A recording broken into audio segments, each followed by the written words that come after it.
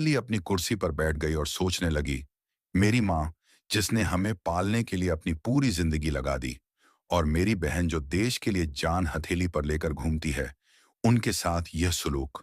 आज इस शहर की डीएम होने का असली मतलब मैं इन वर्दी वाले गुंडों को बताऊंगी। आज इंसाफ होगा, और ऐसा होगा कि उनकी आने वाली नस्लें भी याद रखेंगी। थाने के भीतर रात किसी भयानक सपने की तरह गुजरी थी।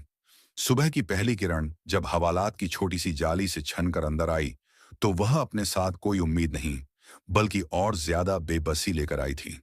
शांति देवी की हालत अब और बिगड़ चुकी थी। उनका सांस लेना मुश्किल हो रहा था, और वह लगभग बेहोश थी। राधिका ने उनका सिर अपने घुटनों पर रखा हुआ था। उसकी आंखें सूजकर लाल हो चुकी थीं।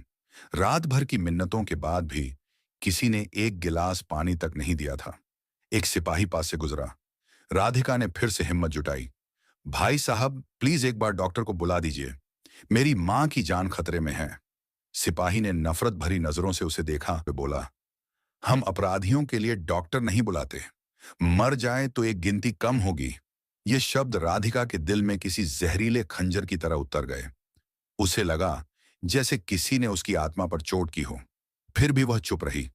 उसकी आंखों में अब आंसू नहीं, बल्कि एक फौजी का ठंडा गुस्सा था, जो ज्वालामुखी की तरफ फटने का इंतजार कर रहा था।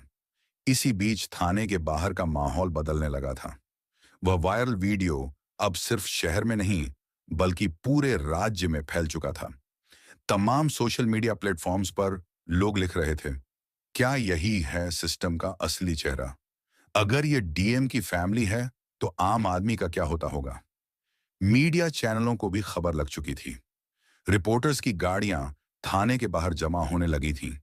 किसी को अंदर जाने की इजाजत नहीं थी, लेकिन कैमरे लगातार बाहर से हर हरकत को कैद कर रहे थे। थाने का इंस्पेक्टर विक्रम राठौर इस सब से बेखबर अपने ऑफिस में बैठा चाय की चुस्कियां ले रहा था।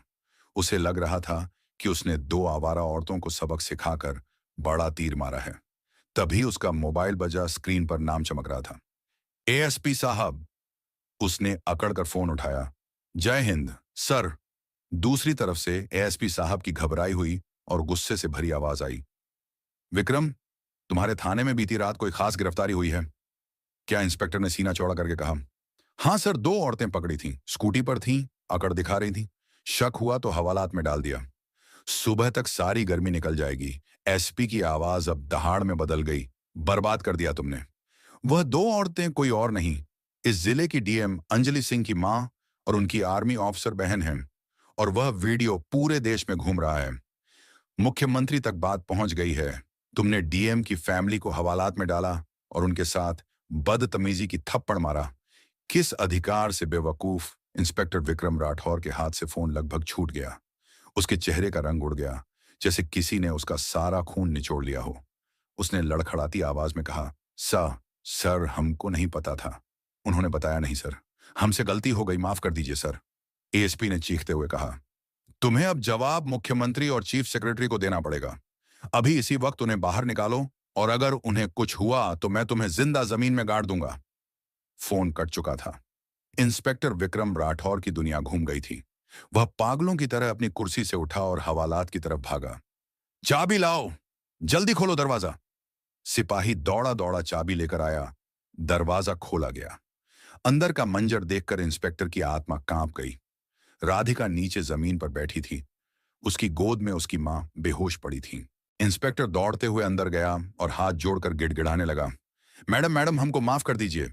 हमें सच में नहीं पता था कि आप कौन हैं। आपने बताया क्यों नहीं? राधिका ने कोई जवाब नहीं दिया। उसने बस अपनी मां की नब्ज टटोली। वह बहुत धीमी चल रही थी। उसने इंस्पेक्टर की तरफ ऐसी नजरों से देखा कि वह कांप गया। जल्दी एम्बुलेंस बुलाओ। उसकी आवाज में एक फौजी का हुक्म था। इंस्पेक्टर ने कांपते हाथों से मोबाइल निकालकर एम्बुलेंस को फोन किया। 5 मिनट के अंदर एम्बुलेंस थाने पहुंच गई। शांति देवी को स्ट्रेचर पर लिटाया गया। राधिका भी उनके साथ एम्बुलेंस में बैठ गई। जैसे ही वह लोग थाने से बाहर निकले, मीडिया ने उन्हें घेर लिया। कैमरों की फ्लैशर लाइट और सवालों की बौछार शुरू हो गई। मैडम, क्या यह सच है कि आपको पुलिस ने मारा और रात भर हवालात में रखा? क्या आप जानबूझकर अपनी पहचान छिपा रही थीं? क्या आप दोषियों के खिलाफ एक्शन लेंगी? राधिका ने किसी सवाल का जवाब नहीं दिया। उसकी नजरें सिर्फ अपनी मां पर थीं।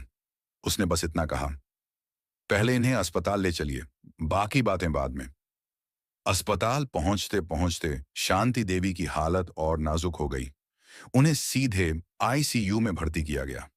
डॉक्टर ने बताया कि उन्हें घुटन और मानसिक आघात की वजह से सीवियर अस्थमा अटैक आया है। उनकी उम्र को देखते हुए स्थिति चिंताजनक है। ये सुनकर अब तक पत्थर बनी हुई राधिका टूट गई। वह अस्पताल के कॉरिडोर में एक बेंच पर बैठकर अपने आंसू रोकने की नाकाम कोशिश कर रही थी। तभी वहां डीएम अंजलि सिंह पहुंची। उसने